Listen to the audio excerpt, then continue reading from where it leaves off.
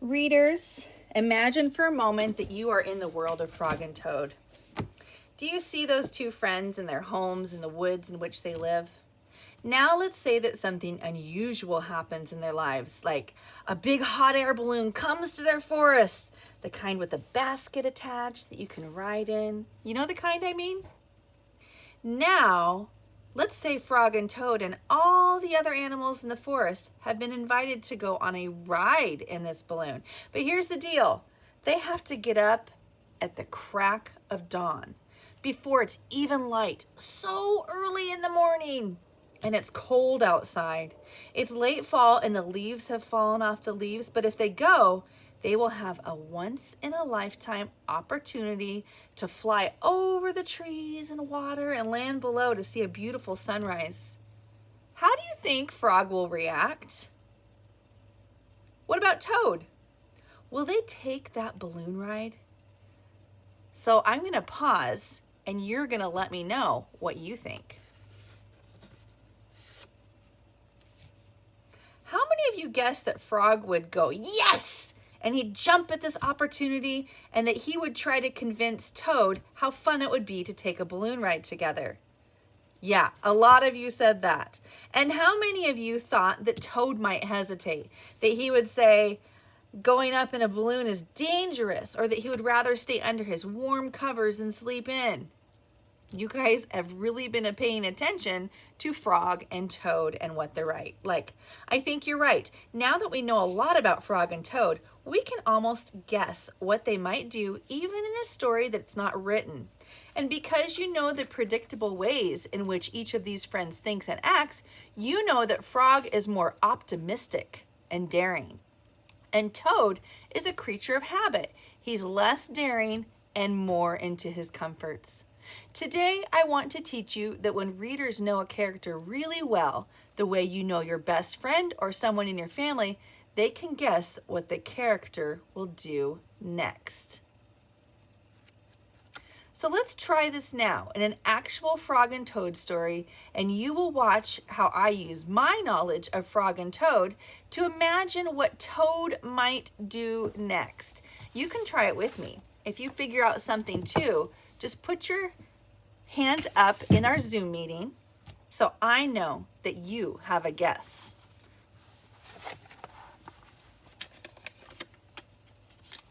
I want to hide that part. On Toad's birthday, Frog gave him a hat. Toad was delighted. "Happy birthday," said Frog. Toad put on the hat. It fell over his eyes. "I am sorry," said Frog. "That hat is much too big for you. I will give you something else." So I think that you guys have some guesses about Toad, what Toad will do. Well, I know that Toad is a bit lazy and he acts kind of like a 2-year-old and he really likes his friend Frog. I think he's going to just wear a hat that is too big for him. Does anybody else think something different?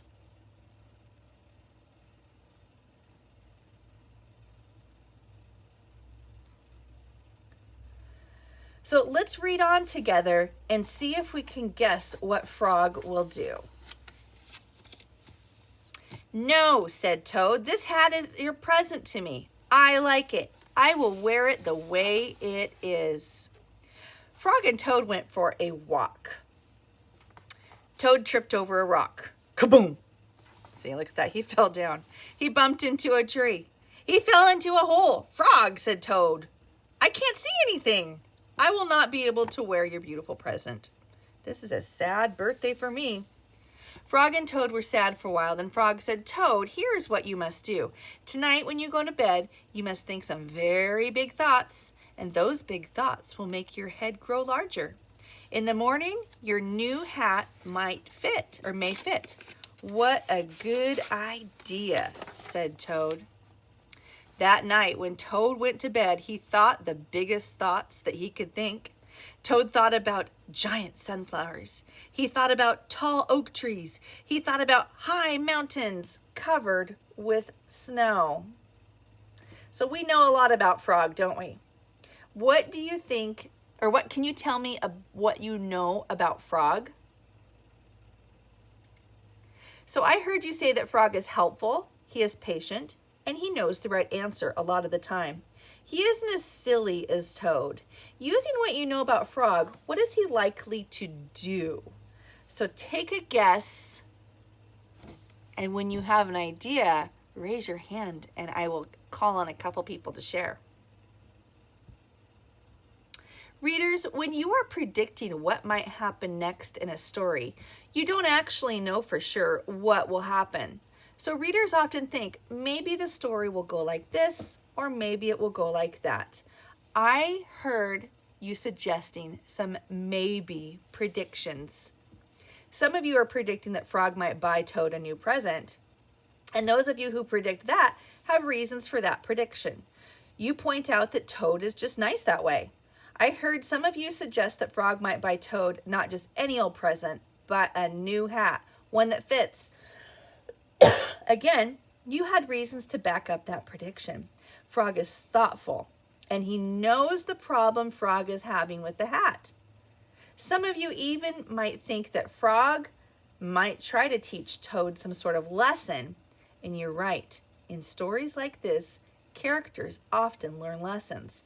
All of these seem like good predictions, and I love that everybody thinks of reasons to support their predictions. Should we read on a bit to see which we think might happen? Then Toad fell asleep.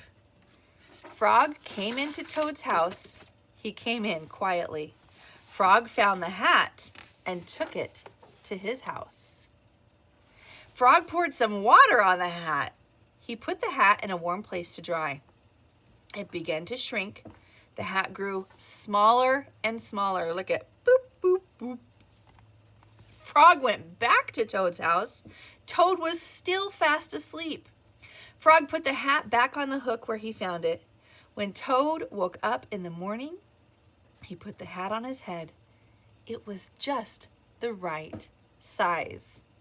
You guys, I did not guess that, but all of us knew that Frog was going to help him fix the problem, so nobody was surprised. Were you surprised? I wasn't.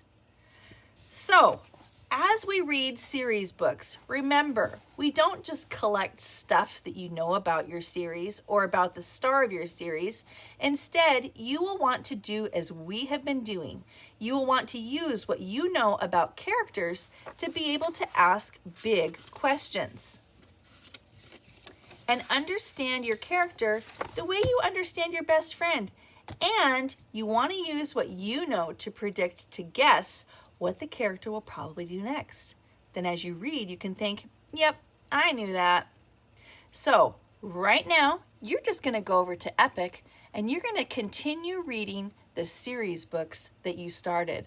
That's how we're going to spend the next 15 or 20 minutes of our class time, just reading. If we have time at the end, we're going to get together and you're going to tell me what is happening with the characters in your books. Thank you, friends.